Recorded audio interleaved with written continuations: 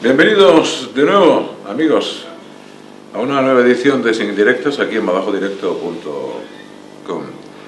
Ya saben que cada semana tratamos de conocer en profundidad la parte humana de un personaje de Badajoz y por supuesto es lo que vamos a hacer hoy también desde aquí, desde el restaurante El Potro, que está en la calle Vicente Barrantes. Hoy nuestro personaje está muy relacionado con el mundo del comercio. Es la pista que les voy a dar exclusivamente. Después ya tendremos la oportunidad de hablar largo y tendido con él. Como de costumbre, les agradecemos la fidelidad que tienen para con nosotros semana a semana.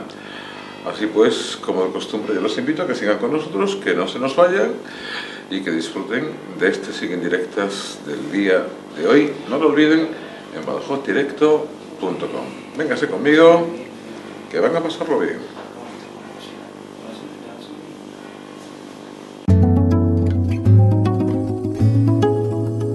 Ya estamos ubicados en nuestro lugar habitual y, como les decía, hoy nuestro personaje está relacionado mucho con el mundo del comercio, de la empresa, y hasta hace prácticamente poquitas horas, bueno, este programa evidentemente, como bien saben todos ustedes, es grabado, pero hasta hace muy poquitas horas era el presidente de la Asociación de Empresarios del Casco Antiguo, después de un montón de años luchando por este casco antiguo que no se parece en nada al de hace algunos años, afortunadamente. Su nombre es don Jacinto Mendoza. Bienvenido, Jacinto, es un placer para esta casa. Igualmente, gracias.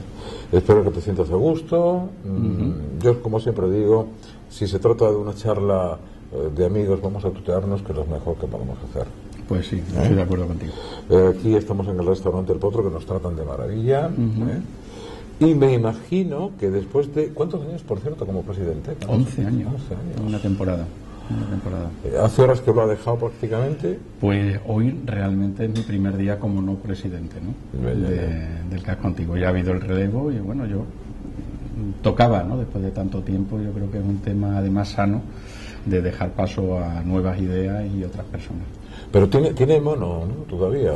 Hombre, todavía estás como que casi que no desconectas, ¿no? Pero la verdad es que yo creo que es bueno cortar, saber cuándo te tienes que ir y además que se abran nuevos proyectos y nuevas iniciativas, ¿no? ¿Ha habido fiesta en casa? Pues mi mujer lo ha celebrado mucho, sí. Sí, porque estos temas que a lo mejor son no se ven, pero realmente le quitan muchas horas a la familia, porque lógicamente cuando acaba tu trabajo es cuando empiezas a dedicarles el tiempo, ¿no? Entonces, pues lo normal es reunirte sobre las 9 de la noche y acabar pues a las 12, la 1 y todo lo que conlleva después de poner proyectos en marcha. Jacinto, perteneces a una saga familiar relacionada con el mundo del comercio y más concretamente de la perfumería, ¿no? Sí, la verdad es que sí, de siempre, ¿no? Yo creo que hay mucha gente que todavía recuerda los almacenes Mendoza, bueno, que era la empresa que mi padre instaló en Badajoz. Ya venía de Cáceres, porque nosotros nacimos, yo soy de Cáceres, y en el 66 decidió dar el salto, se vino a Badajoz, se instaló como almacenes Mendoza, que también era un mix entre perfumería y textil y regalos, un público muy enfocado al portugués, que era la época de pleno auge, ¿verdad? Y luego ya en el año 86 es cuando entre mis hermanos y mi padre pues dieron el giro a lo que era la especialización de la perfumería selectiva, ¿no? Que creo que incluso en aquella época fue un referente a nivel nacional. En aquella época le llamaban un poco a los tres, que fueron los que llevaron la batuta, mis dos hermanos Antonio y Manolo y mi padre, como muy arriesgados, ¿no? Abrieron en la calle San Juan, donde hoy está la delegación de Marianós, pero abrieron 3 plantas comerciales. Esto en aquella época dedicado a la perfumería de selectivo, que se le llamaba, de primera firma, era como una locura, ¿no? Los tachaban de locura. Esto no existía ni en Madrid. En Badajoz fueron las primeras perfumerías de este tipo. Me has comentado que naciste en Cáceres, pero estuviste muy poquito tiempo en Cáceres. Un año. Yo realmente al año me trajeron para acá. No tenía además ni voz ni voto, porque con un año imposible, ¿no? No lo tienes. Y sí, me trajeron a Badajoz, de lo cual estoy muy orgulloso, la verdad. Por lo tanto, ¿te sientes pacense? Me siento extremeño puro, fíjate, mi madre es de Mérida, se fue a vivir al poco tiempo a Castuera, mi padre de Arroyo de la Luz, se fue a vivir a Cáceres, todos recalamos aquí en Badajoz, con lo cual yo creo que me considero extremeño puro. Hay una mezcla, Una mezcla importante. De distintos puntos. Castuera, me has dicho. Castuera, Arroyo de la Luz, Cáceres y Badajoz y Mérida. Y Mérida. Bueno, está bien, es una mezcla interesante, desde luego. Interesante y conflictiva a veces, ¿no? Desde un punto de vista, es verdad, de rivalidad. De localismos, ¿no? ¿Verdad? Cuando hablas en este tema, ostras, uno de Cáceres, de Badajoz, de Mérida. ¿Verdad? Bueno, pero al final pero es enriquecedor, ¿no? Enriquecedor, ¿no? Sí. Porque yo me imagino que las típicas costumbres de esas poblaciones, tanto Castuera, Arroyo de la Luz, Mérida, vamos a tratarla como lo que es, una capital, aunque evidentemente es la capital autonómica. Bueno, son costumbres que enriquecen la cultura al final de la familia, ¿no? Sí, yo creo que sí, yo creo que aporta, ¿no? Cuando yo siempre he dicho que en la diversidad siempre hay más riqueza que cuando es solo un tema monotemático, ¿no? Y yo en todo sitio he disfrutado mucho, cada sitio tiene su cosa típica. Yo he pasado muchas vacaciones de pequeño en Castuera, y en Castuera yo me lo he pasado genial en verano, porque además en aquella época yo recuerdo con cariño que el pan se repartía en burros, ¿no? Y entonces iban por las casas repartiéndolo. Cuando yo iba en verano había una serie de pistoleros y tal que eran, no sé si lo recuerdas, de Aníbal Hey y Esquerri, sí. Y eran como mis ídolos, ¿no? Entonces yo llegaba a Castuera, me ponía mi sombrero de vaquero, mis pistolas, y llegaba el que repartía el pan y decía: ¿ha llegado ya Jacinto? Sí, me subía en el burro y me daba el paseo por el pueblo, ¿no? Y yo me sentía en aquel momento pues Aníbal Hey, pero con todas las de la ley, ¿no? Con todas las, digamos. Con mis pistolas y mi placa de cherry. Jacinto, una infancia, me imagino que feliz, ¿no? Sí, toda la infancia yo creo que sí, ¿no?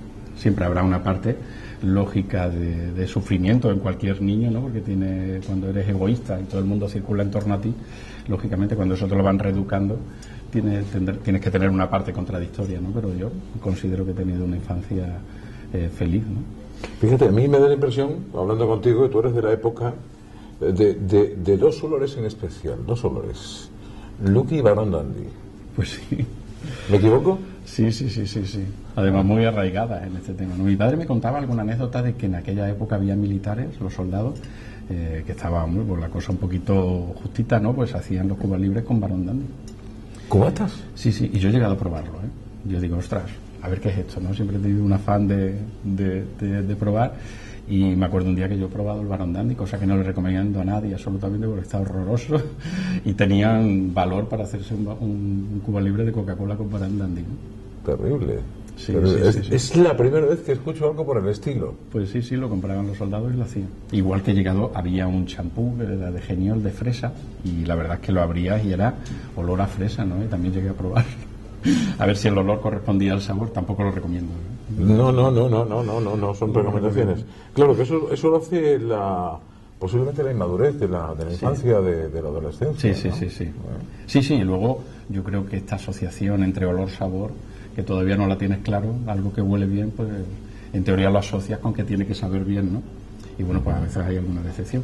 Sí, también es cierto. No en la gastronomía, que el olor y el sabor suelen estar bien relacionados. No suelen estar bien relacionados. Oye, una infancia, como comentamos, feliz, pero a los 4 años tienes un problema de salud y tienes que pasar por el quirófano. Sí, con una apendicitis. Fue una anécdota que yo la recuerdo, me acuerdo perfectamente, a pesar de que era chico, tenía aproximadamente 4 años. Y me acuerdo que estábamos viendo un programa que era Sábado Cine, y me pegué un atracón de croquetas. Y entonces de pronto me empecé a tener unas vomitonas y tal, y asociaron a que había sido pues que me había pegado el atracón y era una indigestión de croquetas, hasta que ya llamaron al médico. Y claro, como pasó bastante tiempo, se estaba empezando a transformar en peritonitis, entonces tuvo que ser de urgencia. Y yo recuerdo perfectamente montarme en el coche, mi tío, mi padre, mi madre, yo iba atrás con ella y sacando los típicos pañuelos blancos de urgencia, ¿no? Y entonces con los nervios perdían pañuelos, y a mi madre: dame otro pañuelo. Y fue una situación que ahora me río lógicamente, pero ellos perdieron los nervios, ¿no? Y acabé en un hospital que se llamaba La Milagrosa, que estaba al lado de entonces el periódico Hoy, ¿no? Y asocio mucho el ruido de las rotativas, que lo recuerdo perfectamente cómo sonaban. En la Plaza de Portugal. En la Plaza de Portugal. En la Plaza de Portugal. Que era de las monjas, súper agradable. Yo tengo, ya te digo, era muy pequeño, pero hay cosas que se te quedan grabadas, ¿no? Y el cómo llegas al hospital, y como era muy urgente, no me meten ni en una camilla, sino que hay un enfermero que me coge en brazos y directamente bajo a un quirófano, ¿no? totalmente distinto a lo que hoy sería hoy en día, ¿no? Sí, realmente no me hicieron, que yo recuerde, no me hicieron ninguna prueba de radiografía o la anestesia tal, o sea, directamente. Sí, yo me imagino que si sopesaron el tema hay dos opciones: una, lo hacemos despacito y se nos queda, o lo hacemos rápido y a ver qué pasa, ¿no? Hay alguna que otra anécdota que le quiero contar de él, y también quiero que él nos cuente, pero ya está aquí nuestro amigo Antonio con un vinito que yo creo que es bueno que probemos un poquito de vino. Nos acompañemos la charla del vino. Antonio. Pues hola, buenas noches. Muy buenas noches. Bienvenido. Buenas noches. Aquí como una noche más con el vino del Castelar, de aquí de la tierra, de Hornacho, más concretamente. A ver qué tal. Muy rico. Crianza de 2008, Sí, señor. Ribera del Guadiana. De Ribera del Guadiana. Ribera del Guadiana. Con denominación de origen de aquí de la tierra, que hay que consumir productos de la tierra. Me parece muy bien. Vamos a invitar a Jacinto Mendoza que lo cate. Yo no sé si él es especialista en vino. Yo no soy muy especialista. No, la verdad es que no, pero yo siempre me han dicho que si te gusta una cosa es buena. Entonces, pues, sí. Al final, yo depende cómo lo tengas, pues, pero si lo probamos y es bueno, sí. Yo creo que ya lo llevamos probando bastante tiempo y... Pues la verdad que es muy bueno. Está bueno. A mí me gusta. Antonio. Oye, tenemos una costumbre en este programa, Jacinto, que es brindar al principio y al final. Y yo siempre le propongo a nuestro invitado el brindis. Pues mira, yo ahora mismo que estamos en este entorno y en este restaurante que está ubicado en el casco antiguo, yo brindaría ahora mismo pues por la nueva etapa que va a vivir el casco antiguo comercialmente hablando, y desearle todos los parabienes, por decirlo de alguna manera, a la nueva junta directiva, y bueno, que salga todos los proyectos adelante, ¿no? Brindar por el casco antiguo. Ese casco antiguo felizmente recuperado. Todavía quedan cosas por hacer, Muchas, siempre. Todavía quedan cosas por hacer, pero bueno. Y gracias a Dios que queden cosas por hacer. Sí, es bueno, señor. Pues venga, vamos a brindar. Salud. También por ustedes. Magnífico el vino. Llega el momento de ir al colegio y estudias en los Salesianos. Estudio en los Salesianos. Sí, entró en primero. Previamente, yo creo que como muchísimos niños de aquí de Badajoz, estudiamos en Los Merinos también. El famoso colegio Merino. El famoso colegio Merino. Además, yo recuerdo una anécdota de don Emilio Merino, que en paz descanse, pero en una clase me dio por bostezar. Y fue gracioso porque dijo: Mendoza, se bosteza por tres motivos. Uno es por frío. ¿Tiene usted frío? Le digo: no, don Emilio. Dice: el otro es por hambre. ¿Tiene usted hambre, Mendoza?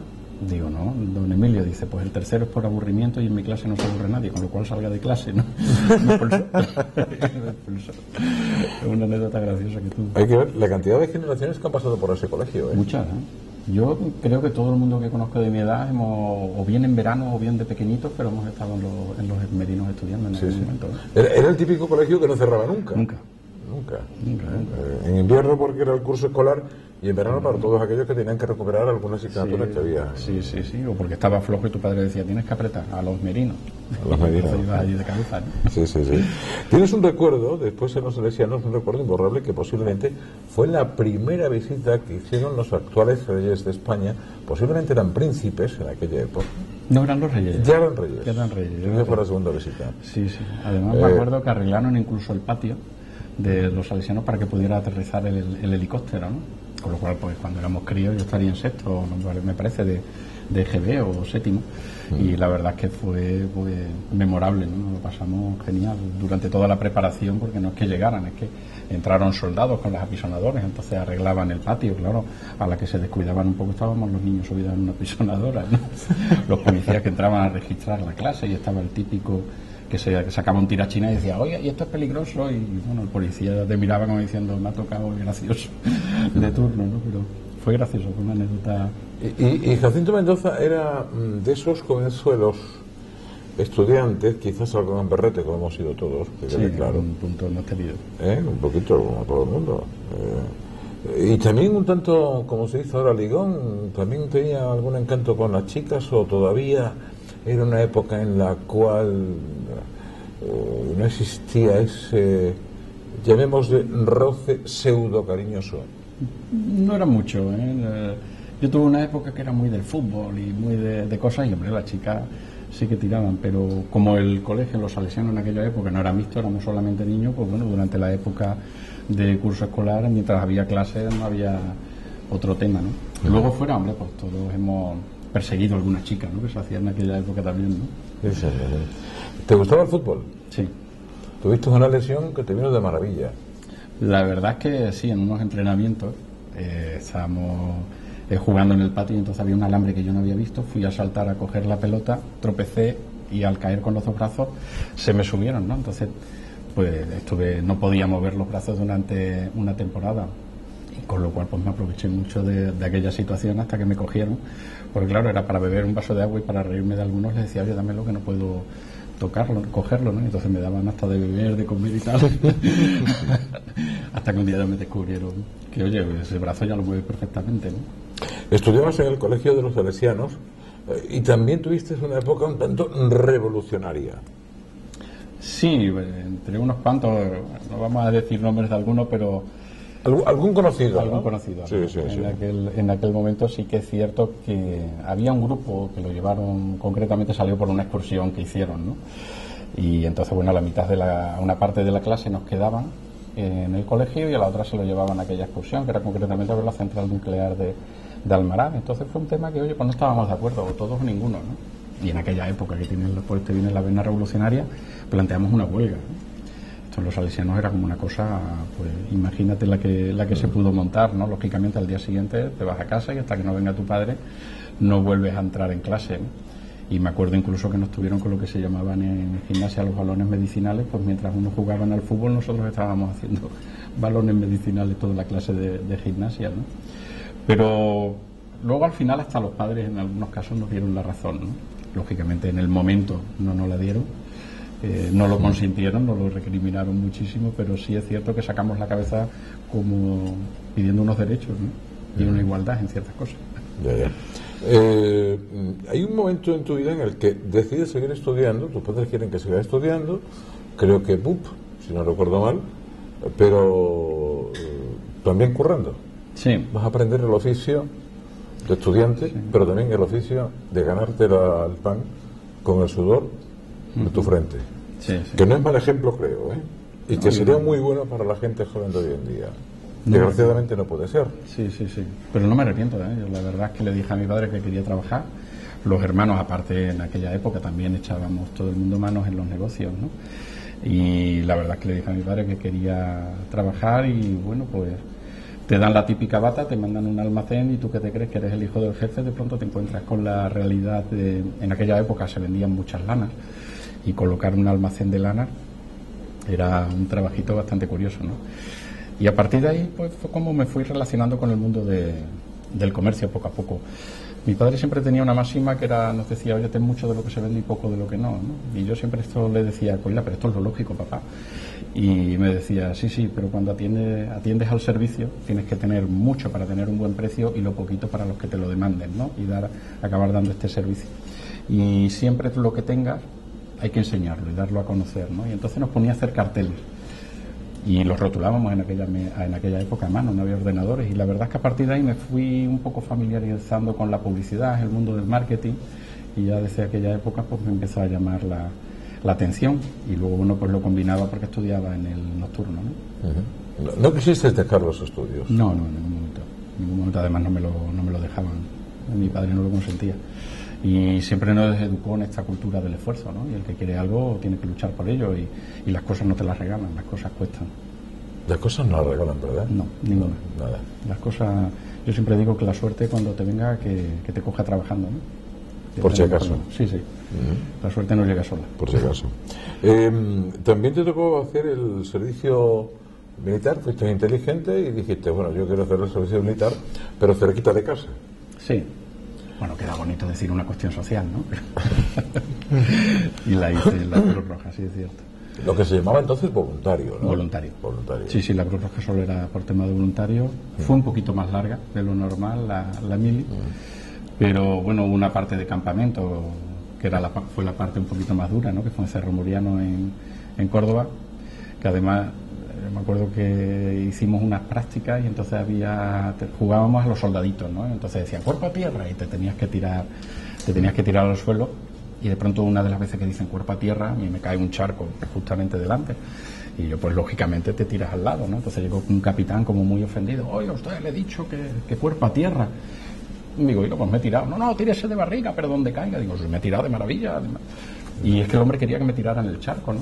Cosa que al final lo convencí y me dejó tirar más lado, pero insistía en el charco, ¿no? Digo, oiga, todo Cerro Muriano, el único charco que hay, pues... Me tiene que tocar a mí, ¿no? Claro, y los tiros eran de mentira, hombre. Le hice entender que al final, oiga, mire usted que esto lo lavo yo, estamos fuera de casa, es un tema un poco más complicado, pues entre el charco y lo de al lado, cuando son tiras de mentira, da prácticamente lo mismo. Y al final medio lo entendió y me dejó tirar más al lado, ¿no? Pero... Después ya en Badajoz ya la mili fue muy, llamémosle, quizás un poquito más larga de lo habitual, como comentabas, sí, pero ya más relajada. Muy relajada. Un poquito más relajada. Más relajada, sí, tranquilamente. Sí. Uh-huh. En el cuartel que está ubicado, concretamente, ¿dónde? Pues era donde la antigua cárcel. Sí. Había ahí un rinconcito que era donde estaba la Estellesa también, y en los bajos estaba el cuartel de la Cruz Roja. Uh-huh. Sí, de hecho nosotros atendíamos a los presos de la cárcel en aquella época, ¿no? Que yo me acuerdo que había un día que era de visitas, los jueves, y entonces sacábamos la camilla de campaña a la puerta porque solía haber algún ataque epiléptico, ¿no? Entonces salíamos, nos llamaba el Guardia Civil, salíamos con la camilla y nos llevábamos al hospital de la Cruz Roja, que estaba justo enfrente. Curioso, uh-huh. Realmente curioso. Y con 23 años decides coger la mochila, tu zurrón, con un amigo, y te propones recorrer Europa. Sí, hacemos el Interrail y a la aventura, ¿no? Fue una experiencia de verdad que maravillosa, ¿no? Yo a la juventud se lo recomendaría. Aventura total, sin un destino fijo. Teníamos la idea de que queríamos ir a Grecia, porque bueno, era un país que nos atraía a los dos. Y bueno, pues estuvimos por el sur de Francia, estuvimos en Venecia, estuvimos en Milán y conocimos muchísima gente, ¿no? Y corrimos aventuras interesantes y algunas un poquito más comprometidas, como fue cuando tuvimos que cruzar la antigua Yugoslavia, ¿no? En el cual, bueno, pues tuvimos alguna aventura un tanto extraña, y luego, bueno, pues la parte de Macedonia, que la verdad es que era bastante bonita, y luego ya recalamos en Tesalónica, Atenas, y ya cruzamos a las islas, a Mykonos, una de las islas Cíclades, que es una maravilla, ¿no? Y en ese viaje creo que conoces a tu media naranja. Sí. Que ya se ha convertido, vamos... Ya es entera. Ya es entera. Sí, ya es entera. Y espero que de por vida, ¿eh? De por vida. Sí. Sí. Yo también espero que sí, pero la verdad... Y ella también, que nos está viendo, claro, tenemos que quedar bien. Pues, sí, yo espero que sí.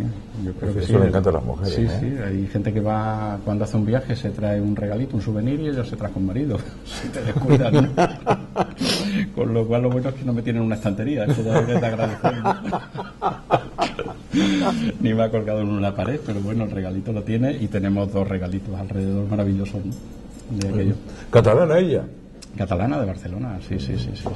Oye, ¿y cómo se dirigió a ti? ¿En catalán o en castellano? En inglés, porque parece ser que teníamos los dos que íbamos, parece ser que teníamos un poquito pinta de guiris, y entonces se acercó a ver si estábamos en el Partenón.